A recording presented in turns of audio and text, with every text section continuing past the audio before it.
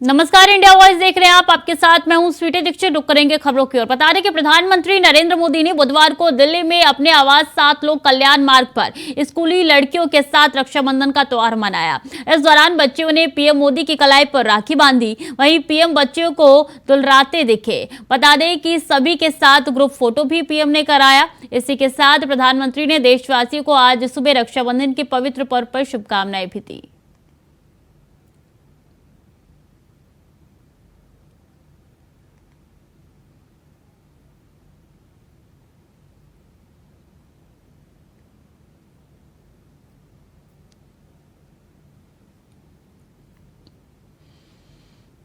और इस बीच अहम जानकारी आ रही है कि बीएसपी सुप्रीमो मायावती ने ट्वीट किया है, गठबंधन के अटकलों से किया है किनारा। हमारी पार्टी अकेले चुनाव लड़ेगी, इंडिया एनडीए के साथ चुनाव नहीं लड़ेंगे। 4 राज्यों के विधानसभा चुनाव अकेले लड़ेंगे, लोकसभा चुनाव में भी अकेले रन में उतरेंगे। मायावती ने ट्वीट करके साफ तौर पे कह दिया है कि हम ना इंडिया के साथ है ना एनडीए के साथ है, हम अकेले अपनी पार्टी के साथ चुनाव लड़ेंगे। तो बता दें, एनडीए और इंडिया दोनों गठबंधनों के खिलाफ बीएसपी संघर्ष रथ है। बीएसपी लोकसभा और विधानसभा चुनाव अकेले लड़ेगी। बीएसपी ने साफ तौर पे कह दिया है, मायावती ने ट्वीट करके साफ तौर पे कह दिया है कि चाहे इंडिया हो चाहे एनडीए हो, हमें दोनों में से कोई भी दल में नहीं जाना है। हम अकेले चुनावी मैदान में उतरेंगे।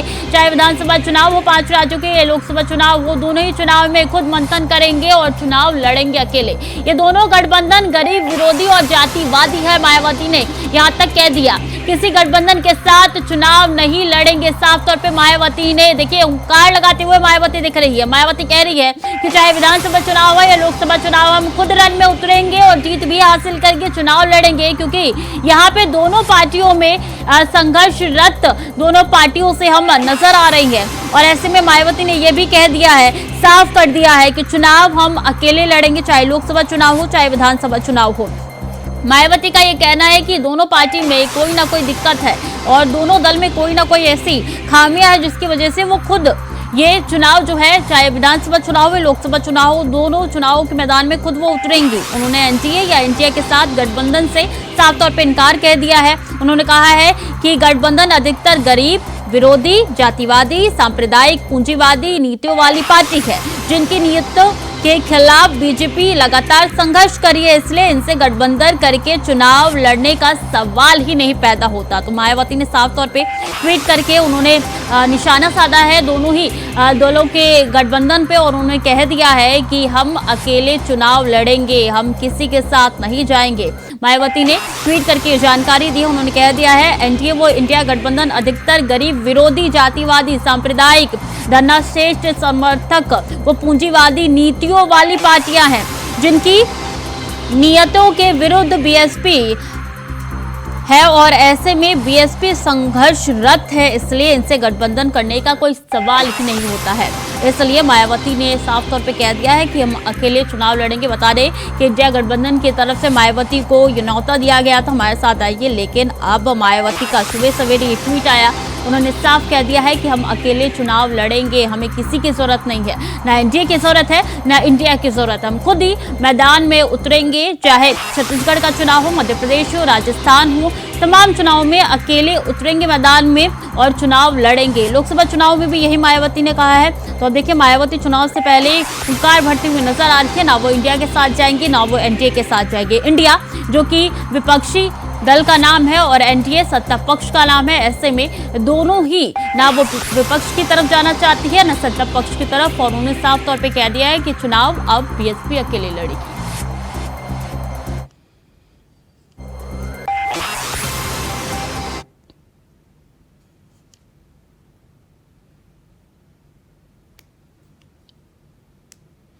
तो हमारी पार्टी अकेले चुनाव लड़ेगी, मायावती ने साफ तौर पे कह दिया है। वो कह रही है, ना हम इंडिया के साथ जाएंगे ना एनडीए के साथ जाएंगे। अब मायावती के लिए कितनी बड़ी मुश्किल होगी, क्या बीएसपी जो पथ चाह रहा है उसको वो पथ मिलेगा, ये बड़ी चुनौती है। ये तो 2024 लोकसभा चुनाव भी आने वाला है और देखिए कई राज्यों के विधानसभा चुनाव भी अब से कुछ ही महीनों बाद है और ऐसे में मायावती के लिए बड़ी चुनौती हो जाएगी फिर आगे।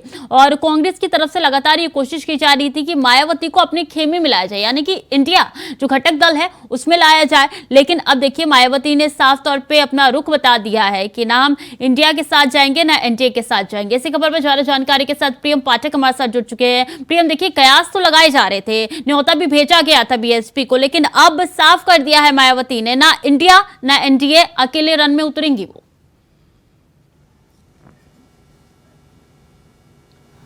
बिल्कुल, देखिए देश के अंदर लोकसभा का चुनाव होने जा रहा है और उसके लिए जो विपक्षी पार्टियां हैं उन्होंने एनडीए नाम का एक गठबंधन जो है उसको तैयार किया है। उसमें तमाम जो विपक्ष की पार्टियां हैं उनको उसमें बुलाया गया, उसमें न्योता दिया गया। कई बैठकें उस गठबंधन को लेकर हो चुकी हैं जिसमें हर चीज को लेकर फैसला किया जा रहा है और कयास लगाए जा रहे थे कि शायद बीएसपी भी इस एनडीए में इंडिया में जो है वो शामिल हो सकती है। लेकिन मायावती ने ट्वीट करके साफ तौर पर स्पष्ट कर दिया है कि वो किसी भी गठबंधन का हिस्सा नहीं बनेगी, ना ही वो एनडीए के साथ में जाएंगी, ना ही वो इंडिया के साथ में जाएंगी। बाकायदा मायावती ने ट्वीट किया है कि जो विपक्षी पार्टियां हैं वो एक षड्यंत्र रच रही हैं और इस तरीके से षड्यंत्र के बीच में बीएसपी का उसमें शामिल होने का कोई सवाल ही पैदा नहीं होता है। यानी कि स्पष्ट साफ शब्दों में मायावती ने मना कर दिया है कि वो और उनकी पार्टी जो 2024 का लोकसभा का चुनाव है।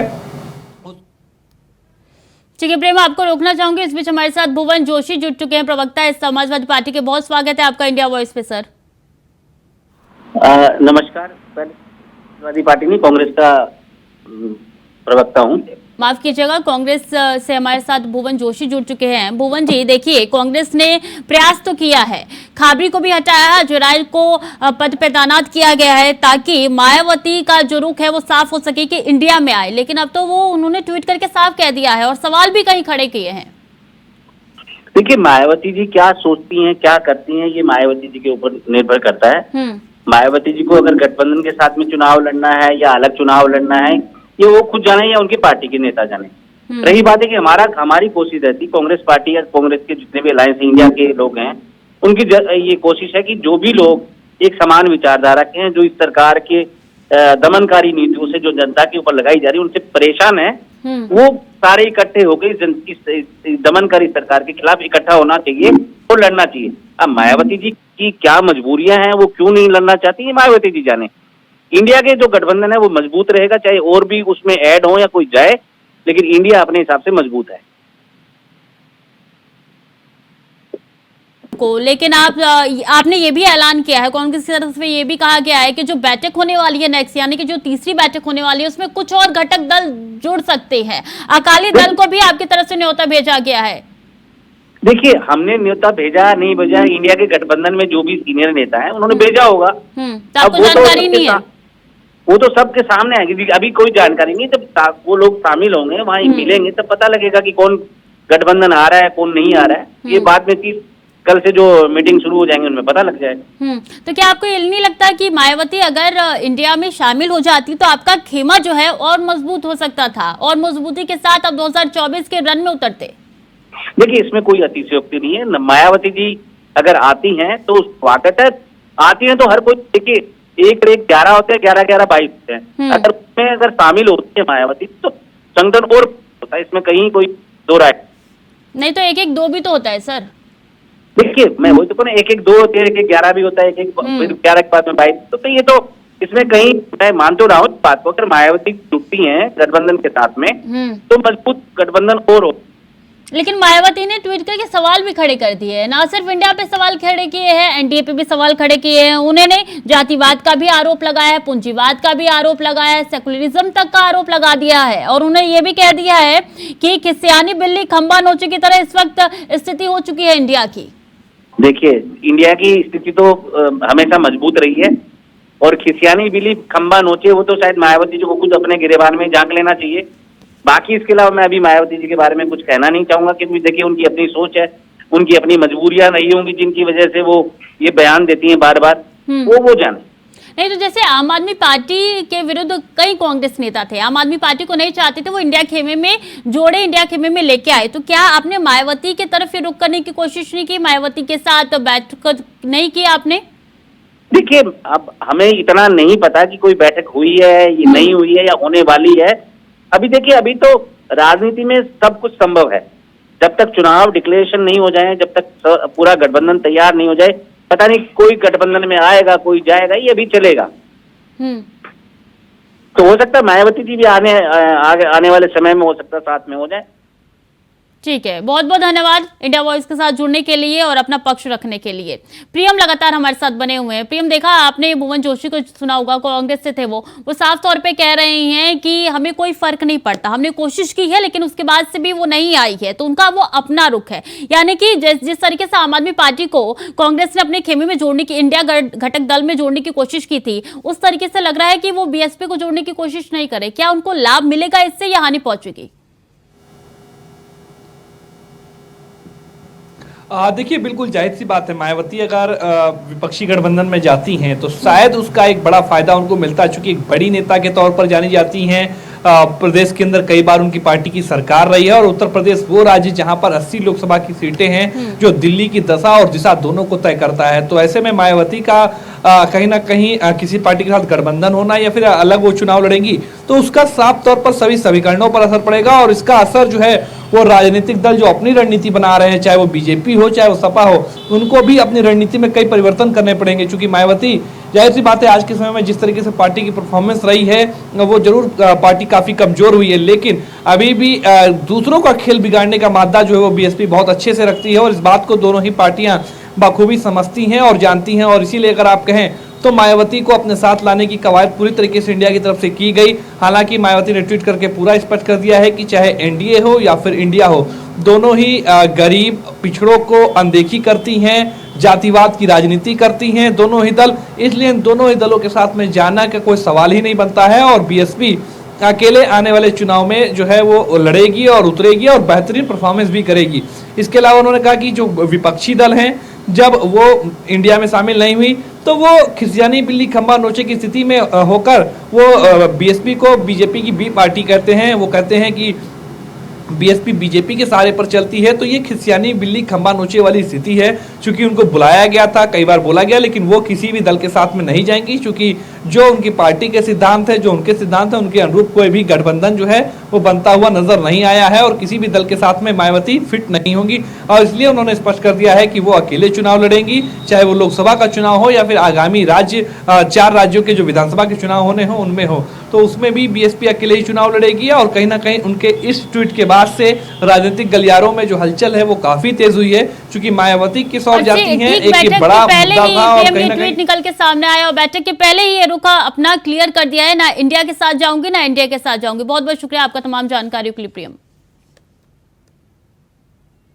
तो हमारी पार्टी अकेले चुनाव लड़ेगी, मायावती ने साफ तौर पे ट्वीट करके कह दिया है। वो साफ तौर पे कह रही हैं कि ना मैं इंडिया के साथ जाऊंगी ना इंडिया के साथ जाऊंगी। खिसियानी बिल्ली खंबा नोचे की स्थिति भी इस वक्त इंडिया गठबंधन की उन्होंने बता दिया। वो कह रही हैं कि एनडीए के साथ लड़ाई के लिए अब इंडिया गठबंधन तैयार किया गया है और कुछ भी इंडिया गठबंधन की ओर से हो रहा है। हालांकि उन्होंने एनडीए पे भी कई सवाल खड़े किए हैं, इंडिया पे भी कई सवाल खड़े किए हैं, जातिवाद हो, पूंजीवाद हो या फिर दलितों के साथ अपराध की घटनाएं जो लगातार बढ़ रही है उसको लेकर भी कई सवाल खड़े किए हैं। ऐसे में इंडिया गठबंधन का उन्होंने विरोध जताया है। बता दें कि कुछ ही दिनों पहले इंडिया गठबंधन के तौर पे उनको न्योता भेजा गया था कि आइए हमारी पार्टी में भी आप शामिल होइए, हमारे गठबंधन में आप शामिल होइए, क्योंकि ऑलरेडी यहाँ पे 26 से 27 दल है जो कि इंडिया बैठक में शामिल हुए थे। तीसरी बैठक 31 और 1 को होनी है और ऐसे में बैठक से ठीक पहले मायावती ने अपना रुख क्लियर कर दिया है। मायावती कह रही है कि ना मैं इंडिया के साथ जाऊंगी ना मैं एनडीए के साथ जाऊंगी।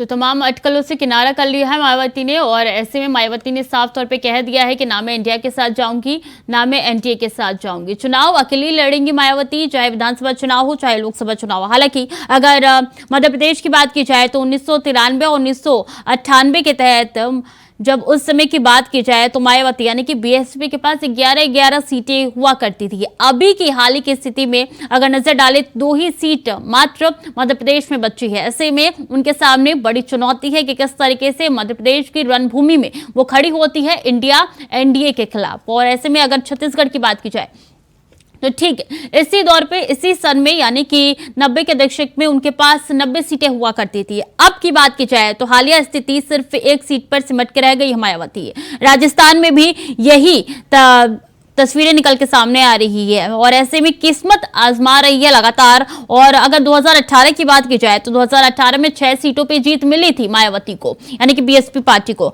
अभी की स्थिति है कि अभी बिल्कुल भी सीट नहीं है, यानी कि जो 6 सीटों पे उन्होंने जीत हासिल की थी और इस वक्त एक भी सीट राजस्थान में नहीं है बीएसपी के पास। अगर एक सर्वे की बात की जाए, लोकसभा चुनाव की बात की जाए तो लोकसभा चुनाव में जो सर्वे हुआ था हाल ही के दिनों में, उस सर्वे साफ तौर पे बताता है कि मायावती 0 पे ही आउट हो जाएगी। ऐसे में मायावती के लिए बड़ी चुनौती बनी हुई है। ना इंडिया है ना एनडीए है, अकेले उनको रण में उतरना है, रणभूमि अकेले उनको तैयार करनी है, अपने योद्धा उनको अकेले इसमें बनाने हैं। किस तरीके से वो करेंगे ये बड़ी चुनौती उनके सामने है।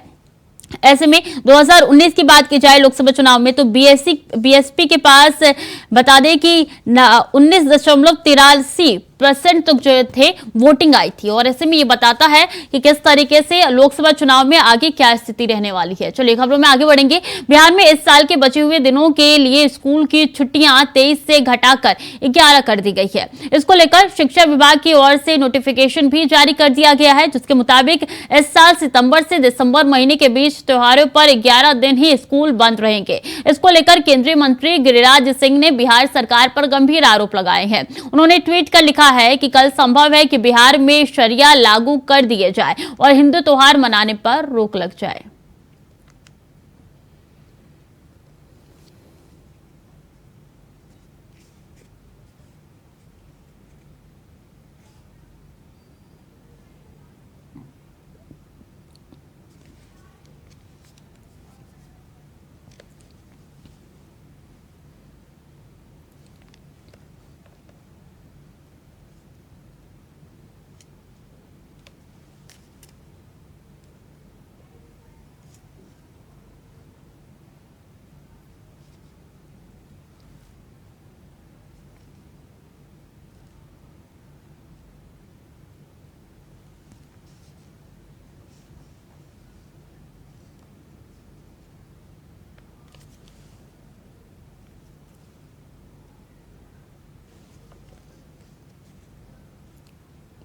और सीएम योगी आज गोंडा, बाराबंकी और बलरामपुर का करेंगे दौरा। दोपहर 2:20 पे बाराबंकी पहुंचेंगे सीएम योगी आदित्यनाथ। बाढ़ प्रभावित गांवों का करेंगे दौरा। प्रभावित लोगों से राहत सामग्री का वितरण करेंगे। लोगों में राहत सामग्री का वितरण करेंगे। तो अहम जानकारी आप तक पहुंचा रहे हैं, जहां सीएम योगी आदित्यनाथ 3 जिलों के दौरे पर रहने वाले हैं। दोपहर 2:20 पे बाराबंकी पहुंचेंगे सीएम योगी आदित्यनाथ। ऐसे में बाढ़ प्रभावितों के क्षेत्र में जाके उनसे मुलाकात करेंगे और राहत सामग्री भी वितरित करेंगे। वहां पे जाके इससे पहले भी 3 जिलों के दौरे पर गए थे, जहां बाढ़ आई थी वहां जाके उन्होंने निरीक्षण किया था और उन तमाम लोगों से उनका हालचाल भी जाना था। और ऐसे में आज एक बार फिर से 3 जिलों के दौरे पर निकलने वाले सीएम योगी आदित्यनाथ। बाराबंकी, गोंडा, बलरामपुर के दौरे पर जाएंगे सीएम योगी आदित्यनाथ। बता दें कि 2:20 पे वो ये पहुंचेंगे बाराबंकी और ऐसे में वहां पे जाके राहत सामग्री वितरित करेंगे। और सरकार ने मंगलवार को महंगाई से लोगों को राहत देते हुए घरों में इस्तेमाल करने वाले रसोई गैस सिलेंडर के दाम 200 रुपए घटाने की घोषणा की। इसके अलावा सरकार उज्ज्वला योजना के तहत मुफ्त में 75 लाख नए एलपीजी कनेक्शन भी देगी। इसके बाद इस पर अलग अलग प्रतिक्रियाएं आनी शुरू हो गई है। अद्भुत उपहार प्रधानमंत्री श्रीमान नरेंद्र मोदी जी ने अपने देश की बहनों को दिया है। एलपीजी गैस की कीमतों में जो कमी की गई है उसका लाभ गरीब बहनों को तो मिलेगा ही, लेकिन मध्यम वर्गीय बहनों भी उससे बहुत राहत महसूस करेंगी। इस सौगात के लिए मैं प्रधानमंत्री जी का अभिनंदन करता हूं, उन्हें हृदय से धन्यवाद देता हूं और बहनें अपना राखी का त्योहार अब और उमंग और उत्साह से मनाएंगी, उनको भी शुभकामनाएं। रक्षाबंधन के अवसर पर माननीय प्रधानमंत्री नरेंद्र मोदी जी आज हमारे सभी गरीब और मिडिल क्लास का जो मां बहन हैं उनके लिए एक बहुत बड़ा गिफ्ट उन्होंने डिक्लेयर किए हैं। सिलेंडर, पार्ट सिलेंडर में 200 रुपया करके उसमें कटौती की है। सिर्फ वही नहीं है, उज्ज्वला योजना उन्होंने 400 रुपया करके सब्सिडी दे रहा है और उसी वही है उज्ज्वला योजना में नया 75 लाख का और भी कनेक्शन देने का घोषणा की है और इससे हमारा त्रिपुरावासी खास करके हमारा जो मां बहन है बहुत ही उनको सुविधा होंगे और इसीलिए त्रिपुरावासी के तरफ से मैं माननीय प्रधानमंत्री नरेंद्र मोदी जी को धन्यवाद देना चाहता हूं। नमस्कार। आज प्रधानमंत्री जी द्वारा की गई घोषणा का स्वागत करता हूं कि रक्षाबंधन के पूर्व संध्या पर बहनों को एक तोहफा दिया है कि जो गैस सिलेंडर्स थे वो 200 रुपया सस्ता कर दिया है। 200 रुपये की सब्सिडी पहले मिलती थी उज्ज्वला योजना में और 200 रुपया देकर के उस 400 रुपया अब जो सब्सिडी उज्ज्वला योजना के अंतर्गत मिलेगी। जिनको सब्सिडी नहीं मिलती थी उनको भी 200 रुपया मिलेगी, अर्थात जो सिलेंडर 1100 रुपये मिलता था वो 900 के लगभग हो जाएगा और जो 900 रुपये में मिलता था वो 700 रुपये के लगभग हो जाएगा। तो एक बहुत बड़ा तोहफा रक्षाबंधन के दिन बहनों के लिए दिया है। मैं उनका बहुत बहुत आभारी और बहुत बहुत धन्यवाद करता हूँ। दावा कर रहे हैं और क्रेडिट ले रहे हैं वो आज भी एक गरीब के लिए बहुत महंगी चीज है। पेट्रोल की कीमत भी कम नहीं हो रही है, डीजल की कीमत भी कम नहीं हो रही है और G20 के लिए करीब 3,500-4 हजार करोड़ रुपए खर्च किए जा रहे हैं। अगर वही पैसा गैस सिलेंडर में दिया जाता है तो गैस सिलेंडर 300 रुपए में आ जाता। ये बहुत आज भी कीमतें ज्यादा है। मैं नहीं समझता कि इससे कुछ गरीबों को फायदा। और चंद्रयान 3 ने चांद पर पहुंचने के 5वें दिन दूसरा ऑब्जर्वेशन भेजा है। इसके मुताबिक चांद के साउथ पोल पर सल्फर की मौजूदगी है। इसके अलावा चांद की सतह पर aluminium, calcium, iron, chromium, titanium की मौजूदगी का भी पता चला है। ISRO यानी कि इसरो के मुताबिक चंद्रमा की सरफेस पर मैग्नीज, सिलिकॉन और ऑक्सीजन भी मौजूद है, जबकि हाइड्रोजन की खोज जारी है। तो फिलहाल के लिए बुलेटिन में इतना ही। खबरें लगातार जारी है, देखते रहिए इंडिया वॉइस।